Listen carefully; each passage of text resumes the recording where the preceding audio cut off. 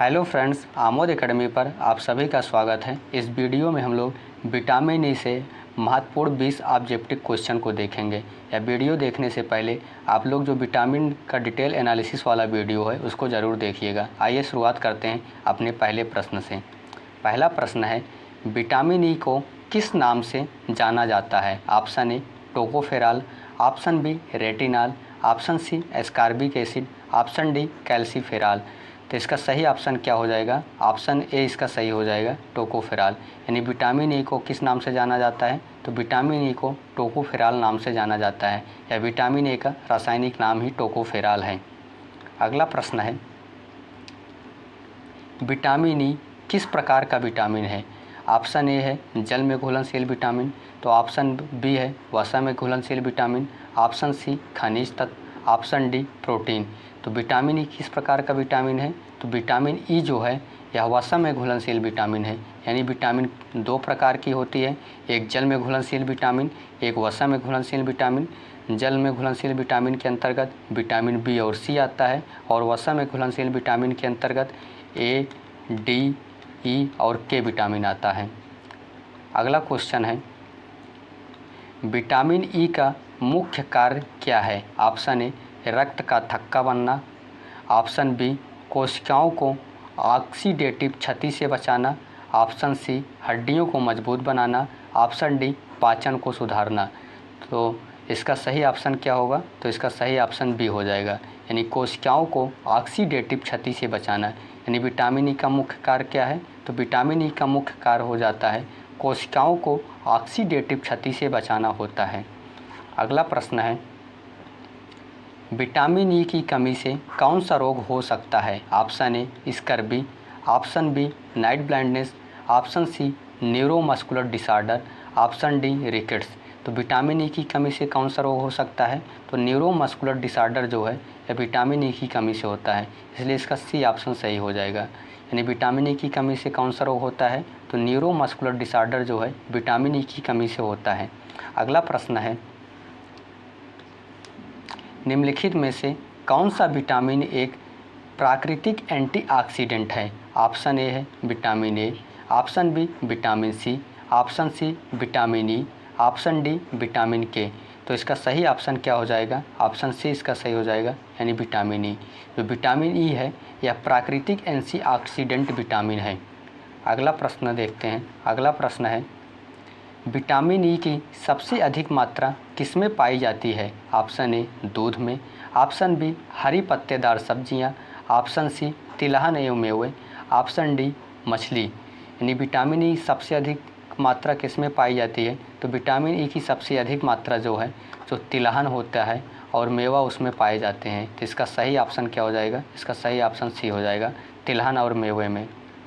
अगला प्रश्न है, गर्भवती महिलाओं के लिए विटामिन ई क्यों महत्वपूर्ण है? ऑप्शन ए है त्वचा की चमक बढ़ाने के लिए, ऑप्शन बी भ्रूण के विकास में सहायता के लिए, ऑप्शन सी बालों की वृद्धि के लिए, ऑप्शन डी पाचन सुधारने के लिए। तो इसका कौन सा ऑप्शन सही हो जाएगा?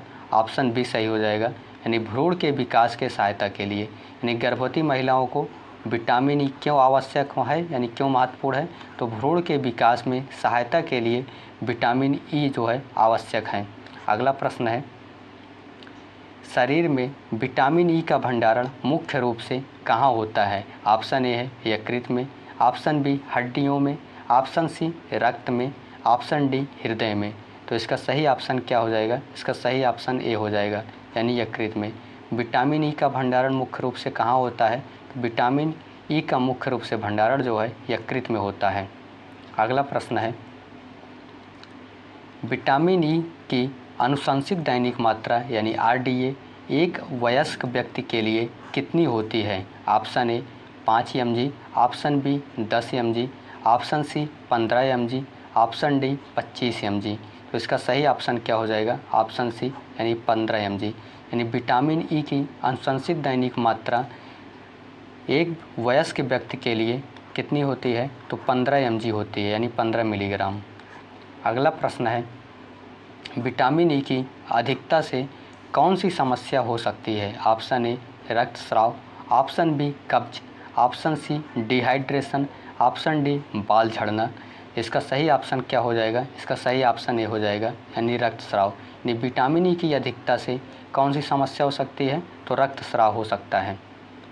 अगला प्रश्न देखते हैं।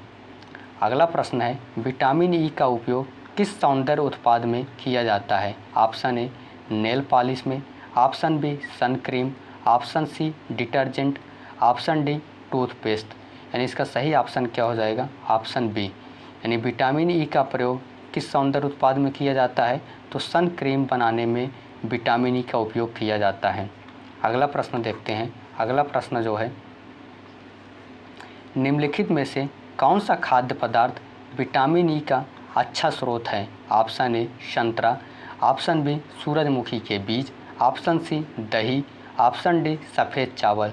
तो इसका सही ऑप्शन क्या हो जाएगा? इसका सही ऑप्शन बी हो जाएगा, यानी सूरजमुखी का बीज जो है विटामिन ई का अच्छा स्रोत है। अगला प्रश्न है, विटामिन ई किस प्रकार शरीर की कोशिकाओं की रक्षा करती है? ऑप्शन ए एंटीऑक्सीडेंट के रूप में कार्य करके, ऑप्शन बी कैल्शियम बढ़ाकर, ऑप्शन सी शर्करा नियंत्रण करके, ऑप्शन डी पाचन क्रिया सुधार कर। तो इसका सही ऑप्शन क्या हो जाएगा? इसका सही ऑप्शन ए हो जाएगा, यानी एंटीऑक्सीडेंट के रूप में कार्य करके। यानी विटामिन ई किस प्रकार शरीर की कोशिकाओं की रक्षा करती है? तो विटामिन ई जो है शरीर के एंटीऑक्सीडेंट के रूप में कार्य करके शरीर की कोशिकाओं की रक्षा करती है। अगला क्वेश्चन देखते हैं। अगला प्रश्न है, विटामिन ई की खोज किसने की थी? Option A Frederick Hopkins, option B Herbert Evans और Catherine Bishop, option C Christian Eijkman, option D Elmer McCollum. इसका सही ऑप्शन क्या हो जाएगा? ऑप्शन बी सही हो जाएगा, यानी हर्बर्ट इवांस और कैथरीन बिशप। यानी विटामिन ई की खोज किसने की थी? तो विटामिन ई की खोज जो है हर्बर्ट इवांस और कैथरीन बिशप ने की थी। अगला प्रश्न है, नवजात शिशुओं में विटामिन ई की कमी से कौन सी समस्या हो सकती है? ऑप्शन ए रक्ताल्पता यानी anaemia, option B typhoid, option C दस्त, ऑप्शन डी खसरा। इसका सही ऑप्शन क्या हो जाएगा? इसका सही ऑप्शन ए हो जाएगा, यानी रक्ताल्पता या एनीमिया। यानी नवजात शिशु जो होते हैं उसमें विटामिन ई की कमी से कौन सी समस्या होती है? तो विटामिन ई की कमी से रक्ताल्पता या एनीमिया नामक रोग हो जाता है। अगला प्रश्न है, विटामिन ई के साथ मिलकर बेहतर कार्य करता है? ऑप्शन ए विटामिन ए और सी, ऑप्शन बी विटामिन बी12, option C vitamin K, option D zinc. इसका सही ऑप्शन क्या होगा? तो इसका सही ऑप्शन हो जाएगा ए विटामिन ए और सी। यानी विटामिन ई जो है किसके साथ मिलकर बेहतर कार्य करता है? तो विटामिन ए और सी के साथ मिलकर विटामिन ई बेहतर कार्य करता है। अगला प्रश्न है, निम्नलिखित में से कौन सा तेल विटामिन ई का अच्छा स्रोत है? ऑप्शन ए नारियल का तेल, ऑप्शन बी सूरजमुखी का तेल, ऑप्शन सी तिल का तेल, ऑप्शन डी सोयाबीन का तेल। इसका सही ऑप्शन क्या होगा? तो इसका सही ऑप्शन बी हो जाएगा, यानी सूरजमुखी का तेल। यानी सूरजमुखी का तेल जो है विटामिन ई का अच्छा स्रोत माना जाता है।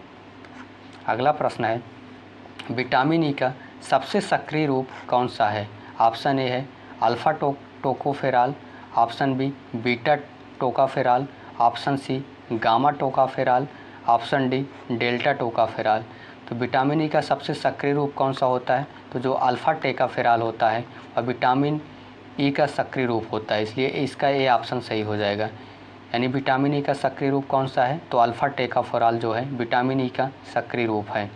अगला प्रश्न है, विटामिन ई की कमी से शरीर में किस प्रकार की समस्या उत्पन्न हो सकती है? ऑप्शन ए प्रजनन संबंधी समस्याएं, ऑप्शन बी त्वचा रोग, ऑप्शन सी स्मरण शक्ति की कमी, ऑप्शन डी उपरोक्त सभी। प्रश्न क्या है, विटामिन ई की कमी से शरीर में किस प्रकार की समस्या उत्पन्न हो सकती है? तो इसका सही ऑप्शन हो जाएगा ए, यानी ए नहीं सॉरी, विटामिन ए की कमी से शरीर में प्रजनन संबंधी समस्या होती है, त्वचा रोग और स्मरण शक्ति की कमी, इसलिए इसका डी ऑप्शन सही हो जाएगा। तो विटामिन ई की कमी शरीर में किस प्रकार की समस्या उत्पन्न हो सकती है? तो प्रजनन संबंधी समस्याएं, त्वचा रोग, स्मरण शक्ति की कमी, इसका यानी सही ऑप्शन हो जाएगा उपरोक्त सभी।